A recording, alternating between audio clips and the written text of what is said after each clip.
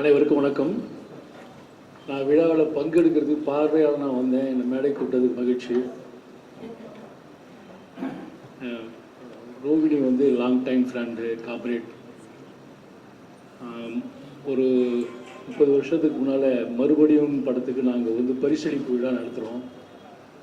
மறுபடியுடைய இயக்குனர் பாலுமகேந்திரா வந்து ஆர்டிஸ்ட் 2 பேரை கூப்பிடுங்க. நாங்கள் ரேவதியும் ரோகிணியும் அவருக்கு ஒரு அறிமுகம் பண்ணிட்டு ஒரு கடிதமும் கொடுத்தாரு.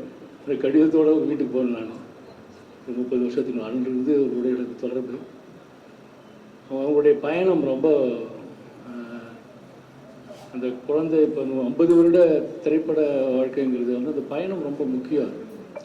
அந்த குழந்தை நடிகராக இருந்து அப்புறமாக பல மொழி படங்களில் நடித்துக்கொண்டு ஒரு முன்னணி பாத்திரத்தை எடுத்துகிட்டு அப்புறம் கொஞ்சம் இடைவெளி திருமண வாழ்க்கை மறுபடியும் ஒரு பிக்கப் பண்ணி ஒரு ரெண்டாவது அந்த ப்ரொஃபஷனல் சரியாக ஹேண்டில் பண்ணுறாங்க. ரொம்ப அவங்கள தங்களை பிஸியாக வச்சுக்கிறதே பெரிய ஒரு சவால். அந்த அடிப்படையில் இன்னும் ரொம்ப பிஸியாக இருக்கணும். அது தொடர்ந்து செஞ்சிட்ருக்காங்க. எங்களோட சேர்ந்து பயணிக்கிறாங்க. அந்த அடிப்படையில் என்னுடைய தோழர் அவர் அடிப்படையில் நான் இந்த நிகழ்ச்சியில் நிறையா பேசுகிறேன். நீங்கள் பேசுகிறதெல்லாம் கேட்க தான் வந்தேன். நாங்கள் திடீர் அவங்கள பற்றி பேசிகிட்டு இருக்கோம்.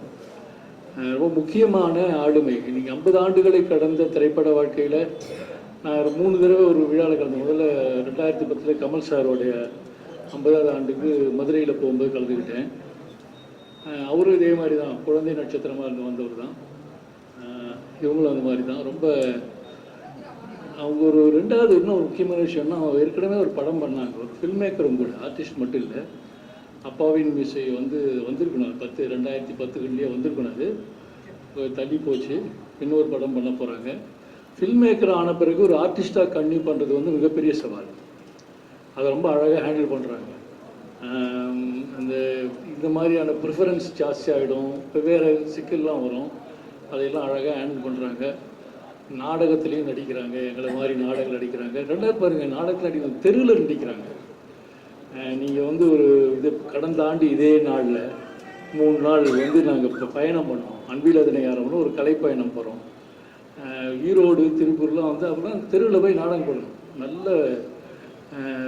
நல்ல நடு வெயிலில் 12 மணி வெயிலில் நாடகம். அது மாதிரி திருநாடகத்துக்கான சவால்கள் வேறு, தெருவில் நடிக்கிறதுக்கான சவால்கள் வேறு. அதையும் ஈடுகட்டக்கூடிய அளவுக்கு தன்னை வளர்த்து கொண்டவங்க, ஒரு பன்முக திறமை உள்ளவர்கள். அவர் இன்னொரு 50 வருஷத்துக்கு திரைப்படத்தில் தொடர்ந்து பங்கெடுக்கணும்னு கேட்டுக்கிட்டு உங்களோடு சேர்ந்து நான் அவருடைய மகிழ்ச்சியை கொண்டாடுகிறேன். நன்றி, வணக்கம்.